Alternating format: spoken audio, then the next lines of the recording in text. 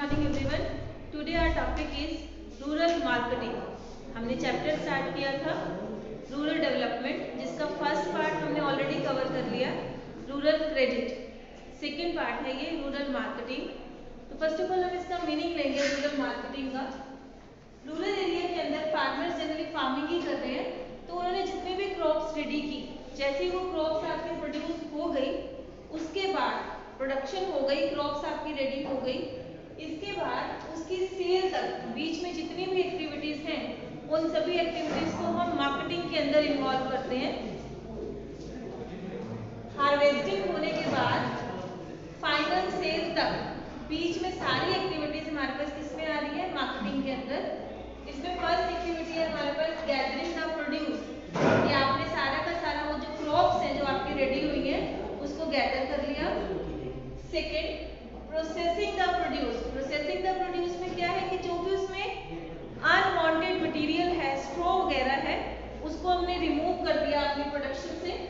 Third, grading the produce, grade wise, quality wise उसको separate कर लिया है। जो ग्रेड 1 का उससे हमने अलग कर लिया है, ग्रेड 2 के लिए अलग, क्योंकि जब आप उसको ग्रेडिंग कर देते हो तो उसके आपके जो रेट्स हैं वो ग्रेड वाइज मिलते हैं, सेपरेट। क्वालिटी वाइज जो ग्रेड 1 का प्रोडक्ट है उसका रेट हमें हाई मिलता है, ग्रेड 2 का जो प्रोडक्ट है उसका रेट हमें कम मिलता है। और अगर हम ये सेपरेशन नहीं कर रहे हैं तो आपको सारा मिक्स का लो प्राइस ही लेना पड़ता है। Next one is packaging the produce. Now अब आपको सेल करने के लिए क्या करना है? उसको पैकेज करना है, क्योंकि बिना पैकेजिंग के आप उसको ट्रांसपोर्टेशन में नहीं दे सकते। देन स्टोरिंग द प्रोड्यूस, आपको अपने पास उसे स्टोर करके रखना है। एंड फाइनली जब रेट्स आपको अच्छे लगेंगे, फेवरेबल लगेंगे अपने प्रोडक्ट के, तब आपको उस प्रोडक्ट को क्या करना है? सेल। दैट मीन्स स्टार्टिंग से जब आपकी क्रॉप्स प्रोड्यूस जो है आपका रेडी हो गया, वहां से लेकर सेल तक जितनी भी एक्टिविटीज परफॉर्म होंगी वो सारी की सारी एक्टिविटीज किस में आ जाएंगी? मार्केटिंग के अंदर। Now measures to improve the marketing system, कि इस मार्केटिंग सिस्टम को इम्प्रूव करने के लिए कौन कौन से पॉइंट्स हैं हमारे पास। इसमें फर्स्ट क्या है? Regulated market. Government must provide regulated grain market where farmers can sell their produce. Farmers को अपने प्रोडक्शन को सेल करने के लिए गवर्नमेंट को उनके एरिया में ही एक रेगुलेटेड मार्केट प्रोवाइड करनी है, जिससे क्या होगा कि वो अपने प्रोडक्शन को इजीली वहां पर सेल कर पाएंगे। Next, cooperative marketing societies. Cooperative marketing societies क्या है? वो सभी फार्मर्स जो बड़े स्मॉल स्केल पर प्रोडक्शन कर रहे होते हैं, उनके पास बार्गेनिंग पावर बहुत कम होती है, उन्हें अपने प्रोडक्ट का बेटर प्राइस नहीं मिलता, इसीलिए वो लोग क्या करते हैं? आपस में ग्रुप बना के एक कोऑपरेटिव मार्केटिंग सोसाइटी क्रिएट कर लेते हैं। तो जब वो मार्केटिंग सोसाइटी क्रिएट करते हैं तो उसमें वो सभी फार्मर्स अपना प्रोड्यूस जो है, अपनी क्रॉप्स जो है वहाँ ले आते हैं, उन सबको इकट्ठा ही फिर वो सेल करते हैं। सेल करने के बाद जो बेनिफिट होता है, जो प्रॉफिट होता है, उसे वो आपस में प्रोपोर्शनेट डिवाइड कर लेते हैं। तो इससे बेनिफिट क्या होगा? वो जो रूरल एरिया के अंदर फार्मर्स हैं जिन्हें की प्रॉफिट नहीं हो रहा था अभी तक, प्रॉफिट क्यों नहीं हो रहा था? क्योंकि वो बहुत स्मॉल स्केल पे फार्मिंग कर रहे थे, उन्हें बेटर प्राइस नहीं मिलता अपने प्रोडक्ट का, क्योंकि उनके पास जो प्रोडक्शन है, जो प्रोड्यूस है, वो बहुत कम है। वो प्रॉब्लम यहाँ उनकी सॉल्व हो जाती है कोऑपरेटिव मार्केटिंग सोसाइटीज को क्रिएट करके। नेक्स्ट है उसके बाद के वेयर हाउसिंग फैसिलिटीज, कि जो फार्मर्स अपने प्रोडक्ट को जैसे ही उनका प्रोडक्ट रेडी होता है सेम टाइम पर मार्केट में सेल कर देते हैं, चाहे उस टाइम पर प्रोडक्शन का जो प्राइस है वो अच्छा हो या ना हो। उस प्रॉब्लम को रिमूव करने के लिए क्या चाहिए? Warehousing facilities. Government should provide the warehouses to all those farmers who are not having their own storage facility, so that they can store their produce there, and whenever there is a better price in the market then they can sell.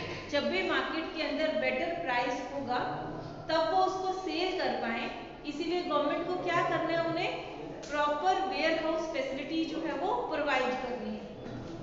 Next one is subsidise transport. Subsidise transport means क्या है? यहाँ पर government क्या कर रही है?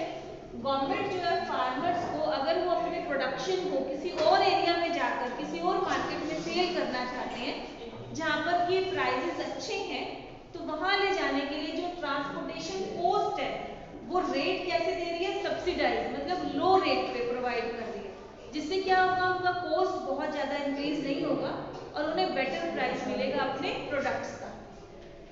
Next one is डिससेमिनेशन of information. Means farmers के पास information ही नहीं होती कि कौन सी ग्रेन मार्केट के अंदर क्या रेट अवेलेबल है। जब उन्हें ये पता होगा कि डिफरेंट डिफरेंट ग्रेन मार्केट्स में क्या क्या रेट्स अवेलेबल हैं, तभी वो अपने प्रोडक्ट्स को वहां लेकर जा पाएंगे और वहां से बेटर प्राइस पे उसको सेल कर पाएंगे। तो उस प्रॉब्लम को सॉल्व करने के लिए यहाँ पर क्या है कि government must provide the rates of different grain markets. Next is MSP policy, minimum support price policy. Minimum support price, government must announce the minimum support price of all the necessity food grains items, so that the farmers who are producing these grains they can get the better price of their product. जब government minimum support price को announce करेगी तो उसका benefit क्या होगा कि farmers को at least उतना प्राइस तो अपने प्रोडक्ट का मिलेगा ही। मिनिमम प्राइस जो गवर्नमेंट अनाउंस कर रही है उससे ज़्यादा प्राइस वो ले सकते हैं, बट अगर मार्केट के अंदर उनको उससे ज़्यादा प्राइस नहीं भी मिल रहा है तो एटलीस्ट वो मिनिमम प्राइस तो अवेल कर ही पाएंगे, जिससे उन्हें लॉस नहीं होगा। तो ये सारे मेजर्स हैं to improve the marketing system, कि जो रूरल एरिया के अंदर जो फार्मर्स हैं जो प्रोडक्शन कर रहे हैं उन्हें अपने प्रोडक्शन का बेटर प्राइस मिले, जिससे उनका स्टैंडर्ड ऑफ लिविंग इंक्रीज हो पाए। उसके लिए गवर्नमेंट को क्या क्या करना है, एक तो मार्केट प्रोवाइड करनी है हर एरिया में जहां वो सेल कर पाए अपनी प्रोडक्ट को। Then cooperative marketing societies create करनी है उन स्मॉल फार्मर्स के लिए जो अपने प्रोडक्ट को अपने लेवल पर सेल नहीं कर पाते। वेयर हाउसिंग फैसिलिटी प्रोवाइड करनी है so that if they want they are not going for forced sale, forced sale के लिए वो ना जाए, distress sale के लिए वो ना जाए। जब प्राइस अच्छा हो तभी वो उसको, जब प्राइस अच्छा होगा तभी वो उसको जो है वो सेल करें। सब्सिडाइज ट्रांसपोर्ट की जो ट्रांसपोर्ट के चार्जेस हैं वो चार्जेस कैसे लेने हैं, उनसे कम रेट से लेना है, सो दैट कि उनका कॉस्ट बहुत ज़्यादा इंक्रीज ना हो। इंफॉर्मेशन प्रोवाइड करनी है relative to prices in the different food grain markets, and then minimum price must be announced by the market so that farmers can get better price of their product.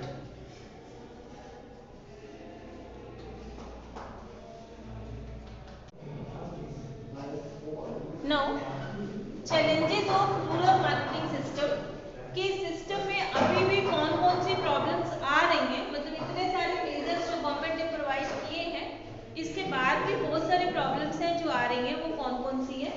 उसमें first है lack of credit facility, कि farmers जो है they are very poor, they need the credit and just because they are not able to get the credit from the banks और cooperative societies, they are getting money from the money lenders, और just because क्योंकि वो money lender से money ले लेते हैं तो इसीलिए उनको अपने जो क्रॉप्स हैं वो उन्हीं मनी लेंडर्स को ही सेल करनी पड़ती है। तो ये सबसे बड़ी प्रॉब्लम है। आज भी फार्मर्स जो है just because of credit they are forced to sell their produce to the money lenders. Second, lack of storage facility, farmers के पास स्टोरेज फैसिलिटी नहीं है, इसीलिए जैसे ही उनकी क्रॉप्स रेडी होती है सेम टाइम पर वो उसको सेल कर देते हैं, वो वेट ही नहीं कर पाते हैं बेटर प्राइस के लिए। Next one is lack of